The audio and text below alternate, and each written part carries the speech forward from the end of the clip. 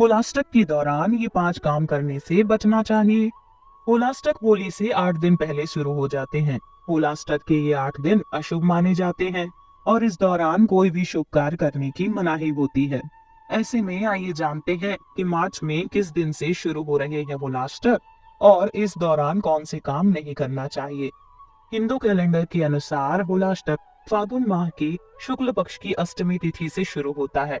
प्राचीन काल से ही इस 8 दिन की अवधि को किसी भी नए या शुभ कार्य के लिए अशुभ माना जाता है। लेकिन यह सावधानी भरा कदम सिर्फ सांस्कृतिक आस्था के कारण नहीं है, बल्कि इसके पीछे ऐतिहासिक परिणाम भी आधारित हैं। इसलिए होली के त्योहार से पहले तक के 8 दिनों के लिए लोग हर शुभ चीज करने से बचते हुए इस अवधि को अत्यधिक सावधानी के साथ मनाते हैं। होलाष्टक को माना जाता है अशुभ। भारत के उत्तरी भागों में अधिकांश हिंदू समुदायों द्वारा होलाष्टक की अवधि को अशुभ माना जाता है।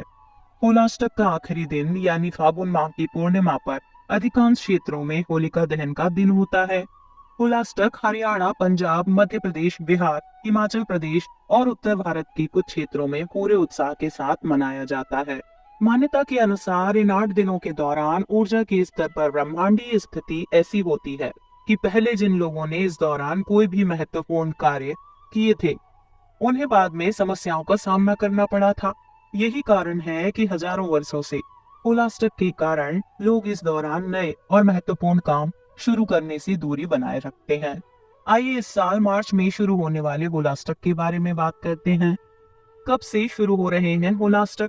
उत्तर भारत में अपनाए जाने वाले पूर्णिमांश कैलेंडर के अनुसार होलाष्टक फागुन माह के शुक्ल पक्ष की अष्टमी तिथि से शुरू होता है और पूर्णिमा तक जारी रहता है। इस साल 2024 में होलाष्टक 17 मार्च रविवार से शुरू हो रहे हैं, जो कि 24 मार्च तक रहेंगे। इसके बाद ही 24 मार्च को होलिका दहन होगा। रंग वाली होली 25 मार्च सोमवार को है। होलाष्टक में ना करें ये गलतियां। होलाष्टक में शादी विवाह, मुंडन, सगाई और गृह प्रवेश जैसे शुभ कार्य नहीं करना चाहिए।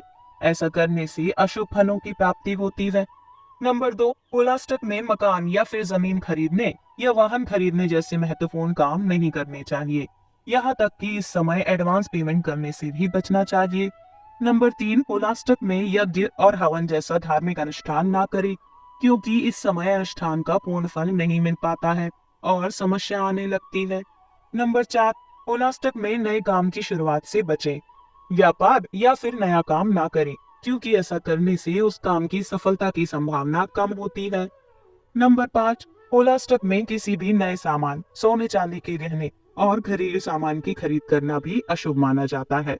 नंबर 6, इन 5 मुख्य कार्यों के अलावा होलाष्टक के समय में बहू या बेटी की विदाई नहीं करते हैं। ऐसा करना बेहद अशुभ माना गया है। होलाष्टक के बाद ही यह कार्यक्रम करना चाहिए।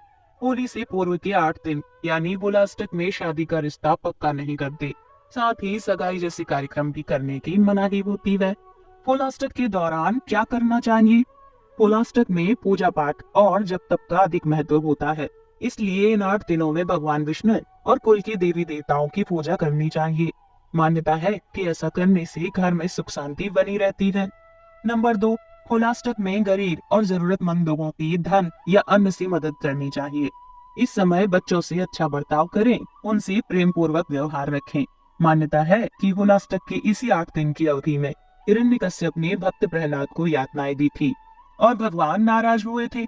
इसलिए इस अवधि में बच्चों को नहीं सताना चाहिए।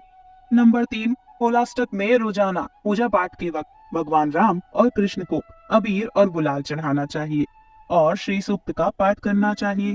ऐसा करने से प्रभु राम की कृपा प्राप्त होती है।